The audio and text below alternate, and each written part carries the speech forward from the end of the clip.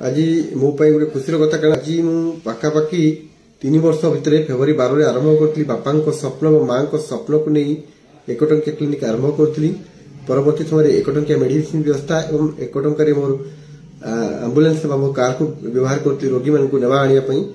तो डेफिनेटली आज दिन मो केवल नुहे सारा ओडिशा गोटे ऐतिहासिक दिन 50,000 रोगी मान को 1 टंकार रोगी सेवा प्रदान करने संगे संगे 1 टंकार मेडिसिन सेवा देछि आगो को विभिन्न जगह प्रस्तावित माने करा जाई परिबो से दिगरे मु दृष्टि माने दृष्टि देवी एवं ता संगे संगे मु प्रथमे बुल्ला मेडिकल को बुल्ला रे आरंभ करतली परवर्ती समय पद्मपुर झारबंद पाइकमाल केन्द्रापड़ा एवं बरगढ़ एवं बरिकेल रे मोर 1 टंकिया क्लिनिक और 1 टंकिया चासी क्लिनिक आरंभ करतली तेणु ए बहुत लोक गरीब विशेष निष्पेषित अवहेलित रोग माने उपकृत होउछंती ताहा मो पई गुटे खुशी रखबा और ताहा मो मनरे आनंद प्रदान करता है याठू बोली रोगी को मुहरे जो हस ताठू बोली मते आ कोन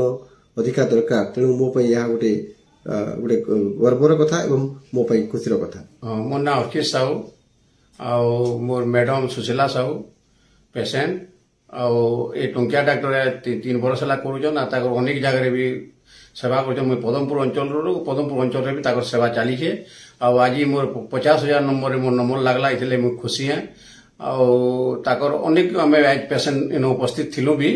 आ समस्त भल लगला इटा केनता सबुदिन चली रहा आम भगवान ठारे आशीर्वाद भिक्षा मागुचु आ सेवाटा चाली एकदम चाली रहो सबुदिन